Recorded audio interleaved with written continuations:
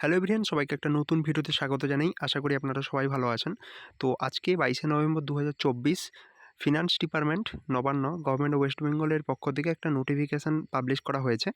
তো এখানে আপনাদের 2025 সালের যে হলিডেজ রয়েছে, তো সেই হলিডেজের টোটাল আপনাদের লিস্ট কিন্তু পাবলিশ করা হয়েছে।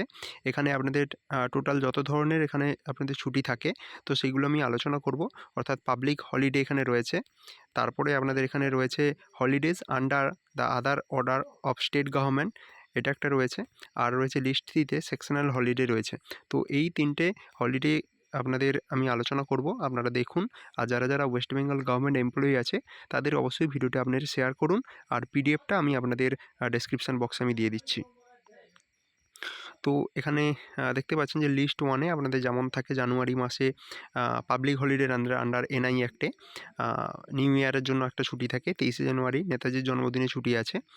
14ই মার্চ এখানে দোলযাত্রার ছুটি রয়েছে। 31শে মার্চ ঈদ উল ফিতরের ছুটি রয়েছে।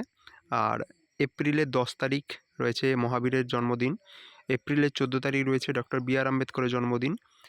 15ই এপ্রিল রয়েছে বেঙ্গলি নিউ ইয়ার, নববর্ষ হিসেবে।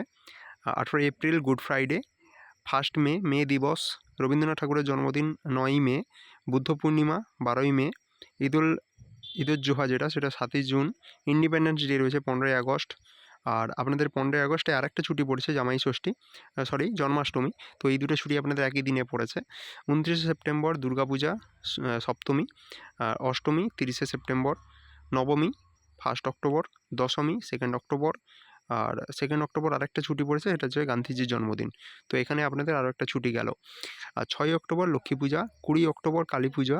23শে অক্টোবর ভাতৃদ্বিতীয়া। 27শে অক্টোবর ছট পূজা। 5ই নভেম্বর গুরু নানকের জন্মদিন। 25শে ডিসেম্বর ক্রিসমাস, এটা রয়েছে। আর ব্যাংকের জন্য আপনাদের 1 এপ্রিল, এটা year closing of bank account, এটা আপনাদের থাকে। আর holidays under the order of state government, এটা আপনাদের ওয়েস্ট বেঙ্গল স্টেট গভর্নমেন্ট এই ছুটিগুলো দিচ্ছে। সেটা কি না, 3 ফেব্রুয়ারি একটা সরস্বতী পুজোর আগের দিনের ছুটিটা। আর 14ই ফেব্রুয়ারি যেটা হচ্ছে আপনাদের ঠাকুর পঞ্চানন বর্মার জন্মদিন, এটা ছুটি দেওয়া হয়। আর সবে বরাতে 14ই ফেব্রুয়ারি এটাও পড়েছে, তো দুটো দিনের একটা ছুটি আপনারা পাবেন। 26শে ফেব্রুয়ারি শিবরাত্রি রয়েছে। 15ই মার্চ এটা ডে আফটার দোলযাত্রা, ঠিক আছে। দোলের জন্য আপনাদের দোলের আগের দিন একটা ছুটি থাকে, তো সেই ছুটিটা।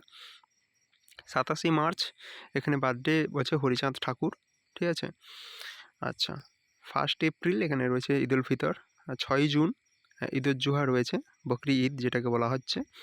আর 27শে June Rathyatra. 9ই August Rakhi Bandhan. 5ই September Durga Puja, মহাচতুর্থী ছুটিটা দেওয়া হচ্ছে স্টেট গভর্নমেন্ট থেকে। পঞ্চমী ছুটি দেওয়া হচ্ছে 27শে সেপ্টেম্বর। আর 3 অক্টোবর যেটা হচ্ছে অ্যাডিশনাল ডে ফর দুর্গাপূজা দেওয়া হচ্ছে। আর 4ই অক্টোবর এখানে দেখতে পাচ্ছি অ্যাডিশনাল ডে, এটাও দুর্গাপুজোর জন্য। 7ই অক্টোবর লক্ষ্মী পুজোর জন্য একটা অ্যাডিশনাল ছুটি দেওয়া হচ্ছে।